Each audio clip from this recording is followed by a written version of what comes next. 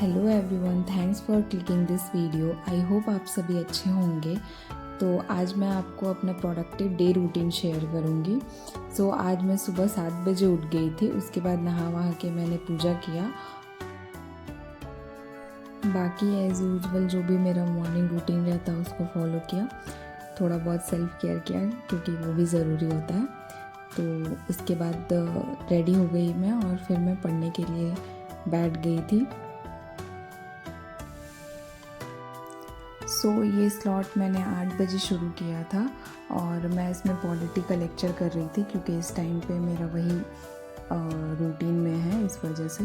और होली के बाद मेरी थोड़ी सी तबीयत एक दिन के बाद ख़राब हो गई थी, जिसकी वजह से मेरी पढ़ाई उतनी सही नहीं हो पाई। बट ऐसा नहीं है कि मैं बिल्कुल नहीं पढ़ती थी बट उतना नहीं।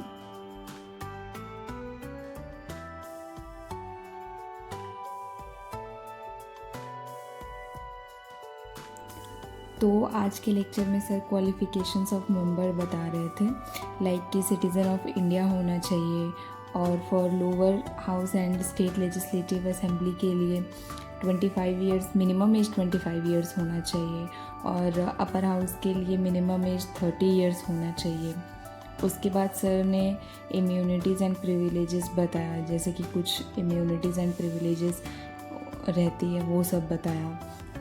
देन सर ने एंटी डिफेक्शन लॉ बताए कि एंटी डिफेक्शन लॉ क्या है, इसकी पर्पस क्या है, फिर इसका इम्पैक्ट क्या है, ये सब। फिर एंटी डिफेक्शन लॉ में एक एक्सेप्शन ये है कि अगर किसी पार्टी ए, जैसे कोई पार्टी ए है और उसके 2/3 मेंबर पार्टी बी में चले गए तो उन पर एंटी डिफेक्शन लॉ नहीं लगेगा, ये उसका एक एक्सेप्शन है। तो ये आज के लेक्चर का ओवरव्यू था कि मैंने क्या क्या पढ़ा। और मैं ये सब इसलिए बताती हूँ ताकि मुझे ऐसा रिवाइज़ हो जाए कि आज मैंने क्या क्या पढ़ा है और आपको भी थोड़ा बहुत इससे हेल्प हो जाए।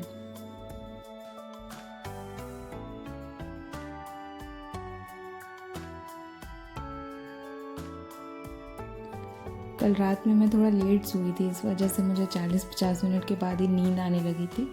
तो मैं ग्रीन टी लेके आई ताकि मेरी नींद थोड़ी भागे, क्योंकि अगर मैं अभी सो जाती तो फिर 2-3 घंटे तो मैं सो ही जाती।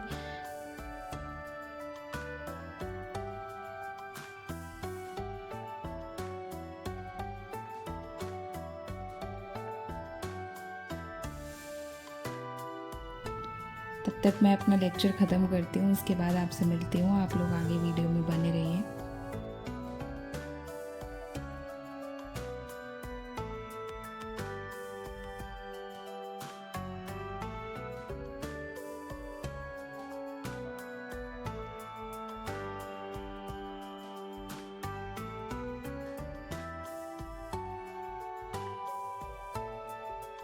पढ़ते पढ़ते मुझे काफ़ी भूख लगने लगी थी क्योंकि मैंने नाश्ता नहीं किया था, क्योंकि आज लेट उठी थी, मतलब 7 बजे, तो नाश्ता बनाने का टाइम नहीं मिला। तो मैंने सोचा पहले ये लेक्चर ख़त्म करती हूँ फिर नाश्ता बनाते हैं। तो मैंने 11 बजे तक पढ़ा, मतलब 8 से लेके 11 तक। उसके बाद मैंने नाश्ता बनाया और फिर से अपना वापस से रिवीज़न शुरू कर दिया थोड़ी देर बाद, क्योंकि रिवीज़न मस्ट है, बहुत ज़्यादा इम्पोर्टेंट। तो मैंने नाश्ता किया, उसके तुरंत बाद मैंने रिवीज़न शुरू कर दिया। और रिवीज़न में मैंने जो रनिंग नोट्स बनाए थे वही पढ़ रही थी। और आप भी अगर कोई भी लेक्चर किया करो तो रनिंग नोट्स बनाया करो, ताकि ऐसे दिमाग में रहे कि हमने क्या पढ़ा है, उसके बाद नोट्स पढ़ा करो।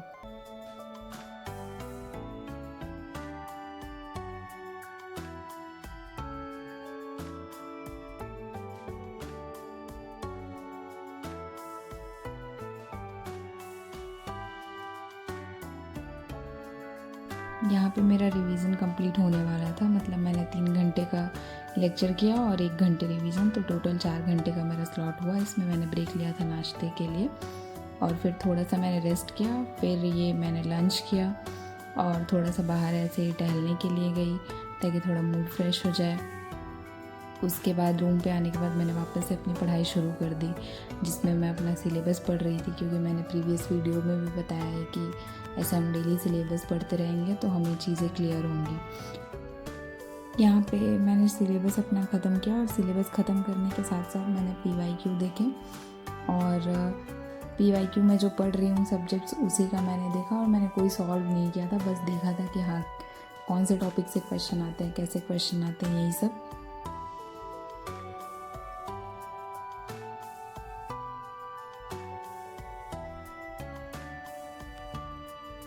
और PYQ और सिलेबस दोनों में लगभग बस आधे घंटे 40 मिनट ऐसा ही कुछ देखती हूँ, तो मैंने वो ख़त्म किया।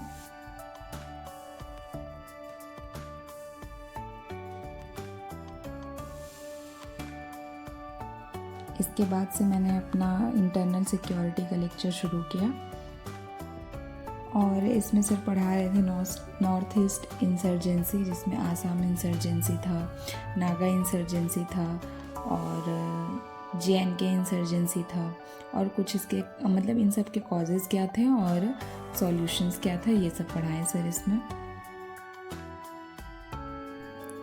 और मुझे पिछली 1-2 वीडियोज़ में कुछ कमेंट आए हैं, ज़्यादा नहीं, 1-2 कमेंट, 3 कमेंट ऐसे ही कुछ आए थे, तो उनके आंसर मैं कोशिश करूँगी कि इस वीडियो में मैं दे सकूँ, और जो मैं नहीं दे पाऊँगी वो मैं नेक्स्ट वीडियो में कवर करूँगी।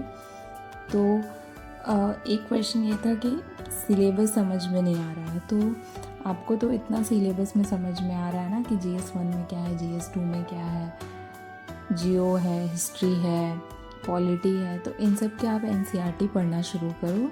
बेसिक अपना NCERT से ही क्लियर होता है, और शुरू में सिलेबस किसी को नहीं समझ में आता है।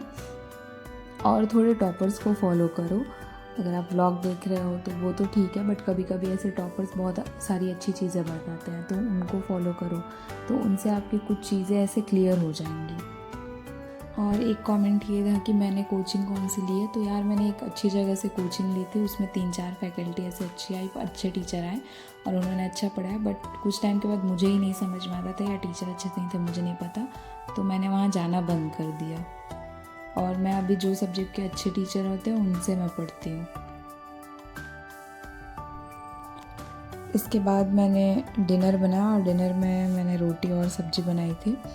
फिर मैंने और मेरी रूममेट ने डिनर किया और उसके बाद हम थोड़ा सा बाहर घूमने के लिए गए थे, ऐसे ही वॉक पे, और आज का चांद भी बहुत अच्छा निकला हुआ था।